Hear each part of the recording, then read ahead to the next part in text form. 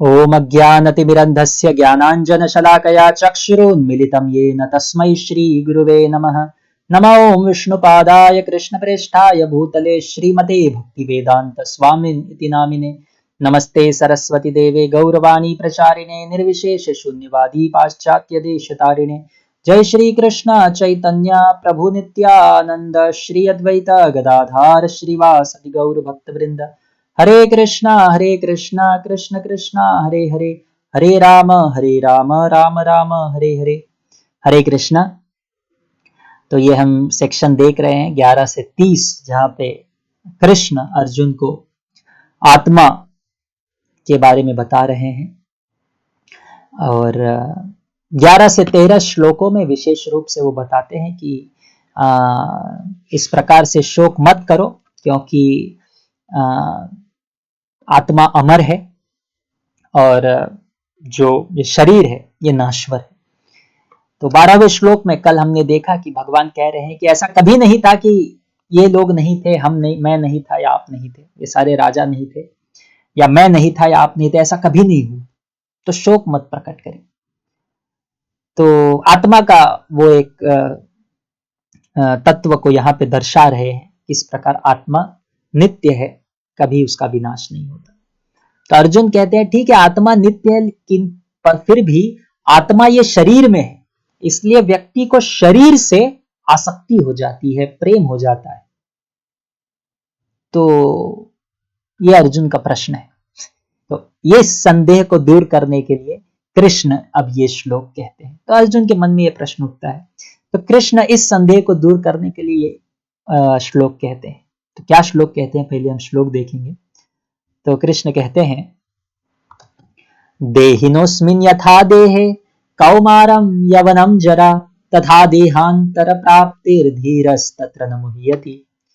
देहिनोऽस्मिन्, देह शरीरधारी, अस्मिन् इसमें, जिस प्रकार से, देहे, कौमारम बाल्यावस्था, यवनम यवन अवस्था, जरा वृद्धावस्था, तथा उसी प्रकार से देहांतर प्राप्तिर धीरस्तत्र, देह अंतर शरीर के स्थानांतरण की प्राप्त उपलब्धि धीर व्यक्ति तत्र उस विषय में कभी नहीं मुह्यति मोह को प्राप्त करता है। जिस प्रकार शरीरधारी आत्मा इस शरीर में बाल्यावस्था से तरुण अवस्था में और फिर वृद्धावस्था में निरंतर अग्रसर होता रहता है, उसी प्रकार मृत्यु होने पर आत्मा दूसरे शरीर में चला जाता है। धीर व्यक्ति ऐसे परिवर्तन से मोह को प्राप्त नहीं करता। तो यहाँ पे वर्णन आता है, कृष्ण अब अर्जुन को कह रहे हैं। तो अर्जुन कहते हैं कि शरीर जो है आत्मा से जुड़ा हुआ है, इसलिए शरीर के प्रति तो आसक्ति है। तो कृष्ण बोलते हैं जब कोई व्यक्ति बचपन से बड़ा होता है, बड़ा से बूढ़ा हुआ, तब तो आपको इस प्रकार का दुख नहीं हुआ।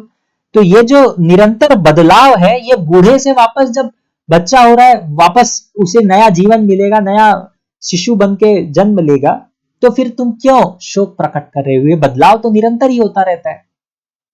तो बोले तथा देहांतर प्राप्ति, धीर व्यक्ति ऐसा इससे विचलित नहीं होते। तो फिर प्रश्न उठता है, अर्जुन कहते हैं कि ठीक है, व्यक्ति जब बचपन से बड़ा होता है, युवा अवस्था में आता है तो आनंद की बात है, लेकिन वृद्ध अवस्था में क्या हो? लोग तो शोक प्रकट करते हैं वृद्ध के कारण। तो फिर कृष्ण बोले हैं तथा देहांतर प्राप्ति, लेकिन ये जो वृद्ध शरीर है ये छूट के नया शरीर मिलेगा। ये पुराना वृद्ध तुच्छ शरीर को छोड़ के नया शरीर मिलेगा, तो तुम्हें शोक क्यों प्रकट करना चाहिए? तुम्हें तो आनंदित होना चाहिए। तो कृष्ण इस तर्क को यहाँ पर बोल रहे हैं, देहिनोऽस्मिन् यथा देहे कौमारम यवनम जरा तथा देहांतर प्राप्तिर धीरस्तत्र न मुह्यति। तो धीर व्यक्ति क्यों कौन है? जिसको आत्मा, जिसको परमात्मा और जिसको प्रकृति, आध्यात्मिक तथा भौतिक प्रकृति के बारे में पता है, वो धीर पुरुष है। तो इसको समझना बहुत अनिवार्य है। तो उसी प्रकार से प्रभुपाद जी बहुत सुंदर इस तात्पर्य में कहते हैं कि पुनः इस मायावाद जो हमने पूर्व श्लोक में देखा था, तत्व को खंडन करते हुए बताते हैं कि जैसे हर एक व्यक्ति अपने शरीर में छोटे से बड़ा होता है, फिर बूढ़ा होता है, तो हर एक जीव अलग अलग है। तो ब्राह्मण जो बोलता है कि एक ही परम सत्य, एक ही ब्राह्मण है, एक ही आत्मा है, और आत्मा का जो गुण है उसको काटा नहीं जा सकता, बांटा नहीं जा सकता, वो यहाँ पे खंडन होता है। इस तत्व का यहाँ पे खंडन होता है। तो और दूसरा कि आत्मा माया के अधीन आया कैसे? अगर वो परम सत्य है, एक ही ब्रह्मन है, पूर्ण पुरुष, पूर्ण परम सत्य है, तो फिर वो माया के अधीन कैसे आया? और आ गया तो फिर वो पूर्ण सत्य कैसा है, परम सत्य कैसा है? तो फिर वो यहाँ पे वही बता रहे हैं कि ये जो मायावादी सोचते हैं कि सब भगवान तथा जीव सब एक स्तर पे है, उदाहरण देते हुए कहते हैं कि जैसे कोई जलाशय पे सूर्य तथा चंद्र तथा बाकी सब सितारे, उसके ऊपर उसकी परछाई दिखती है, तो सब एक स्तर पे दिखते हैं, लेकिन वो एक स्तर पे होते नहीं। सूर्य तथा चंद्र बहुत ही श्रेष्ठ है। उसी प्रकार से ये जीव सभी एक स्तर पे हैं, लेकिन भगवान सबसे श्रेष्ठ है। नित्यो नित्यानाम चेतनश्चेतनानाम एको बहुनाम यो विदधाति कामान। सभी आत्मा है, लेकिन इनमें से एक आत्मा सभी आत्मा का पोषण करता है, वो आत्मा परमात्मा है।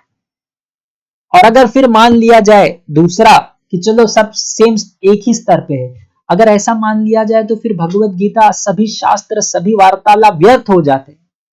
क्योंकि क्यों हम एक दूसरे का सुने? जब दोनों माया में है तो क्यों एक दूसरे का सुने? इसलिए कहते हैं प्रभुपाद जी की हम सब एक स्तर पे नहीं है, कृष्ण श्रेष्ठ है और हम उनके सेवक। तो फिर अब अर्जुन यहाँ पे दूसरा प्रश्न उठता है। तो अर्जुन कहते हैं कि लेकिन फिर भी मैं इस शरीर से बहुत आसक्त हूं, क्या करूं? आसक्ति इतनी छोड़ना इसको सरल नहीं है, तो क्या करना चाहिए? मेरी इंद्रियां तथा मेरा मन सूखा जा रहा है, जला जा रहा है, कृपया करके मार्ग बताइए। तो फिर कृष्ण बोलते हैं, आइए श्लोक देखते हैं। कृष्ण कहते हैं, मात्रा स्पर्शास्तु कौन्तेय शीतोष्ण सुख दुखदा आगमा अपायिनो नित्यस्तां स्थितिक्षस्व भारत। तो कहते हैं मात्रा स्पर्शास्तु कौन्तेय, मात्रा स्पर्शा इंद्रिय विषय, तू केवल कौन्तेय हे कुंती पुत्र, शीतोष्ण सुख दुखदा, शीत उष्ण जाड़ा ग्रीष्म सुख दुखदा, आगमा अपायिनो आना जाना, अपायिनो जाना, अनित्य क्षणिक, ताम स्थितिक्षस्व उनको सहन करने का प्रयत्न करो हे भरतवंशी। तो यहां पे क्या कह रहे हैं कि अर्जुन कह रहे हैं कि फिर भी इस शरीर से आसक्ति छोड़ना कठिन है।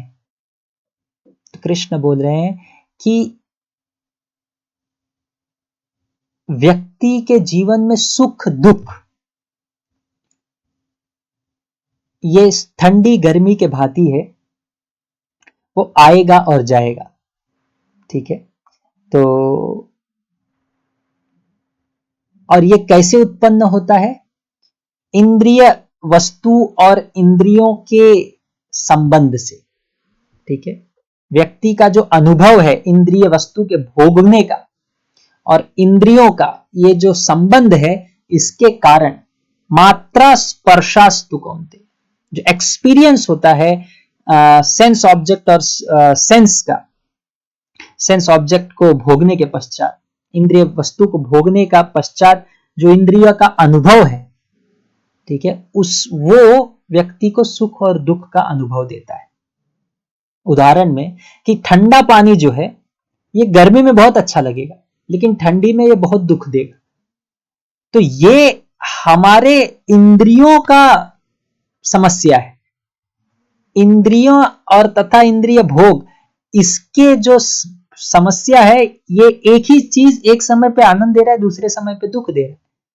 ठीक है, तो इसलिए बोल रहे हैं मात्रा स्पर्शास्तु, ये इंद्रियों का अनुभव है, इंद्रिय वस्तु के भोगने के पश्चात। ठीक है, तो इस ये केवल इंद्रिय वस्तु के संबंध है, इस भोग से उत्पन्न होता है। इसको क्या करना चाहिए? हमें सहन करना चाहिए। ताम स्थितिक्षस्व भारत, और अपना धर्म करते रहना चाहिए। जो व्यक्ति अपना इस प्रकार से धर्म करता है, तब वो धीरे से और सभी नियम का पालन करता है, इंद्रियों से इतना प्रभावित नहीं होता, इंद्रियों के अनुभव से तथा इंद्रिय विषय को भोगने से, तो फिर वह उचित स्तर पे, ज्ञान के उचित स्तर को प्राप्त करता है और इसी ज्ञान और भक्ति से वो इस माया से भगवत धाम जाता है, भौतिक संसार से दूर जाता है।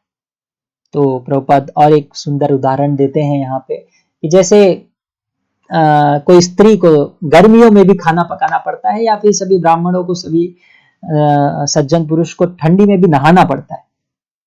तो ये लोग करते हैं ताकि ये उनका कर्तव्य है, ठीक है। उसी प्रकार से अर्जुन का कर्तव्य है कि तथाकथित संबंधों से इतना आसक्त ना हो और युद्ध करे, ठीक है। ये तथाकथित संबंध के कारण जो इंद्रिय वस्तु और इंद्रिय भोग या अनुभव है, उसके कारण ये मेरे पिता, ये मेरे पुत्र, इस भावना के कारण तुम्हें दुख है, इससे विरक्त होके धर्म करो, अपना कर्तव्य करो और युद्ध करो, तब क्या होगा, तुम सही रास्ते पे चलते जाओ। तो उसी प्रकार से कृष्ण अंत में अर्जुन को कौन्तेय और भारत कहते हैं, मतलब तुम्हारी माता की ओर से तथा तुम्हारे पिता की ओर से, कौन्तेय और भारत, तुम्हारा वंशज बहुत श्रेष्ठ है, इसलिए तुम्हारी बहुत अधिक जिम्मेदारी है कि तुम क्षत्रिय धर्म का पालन करो और युद्ध करो।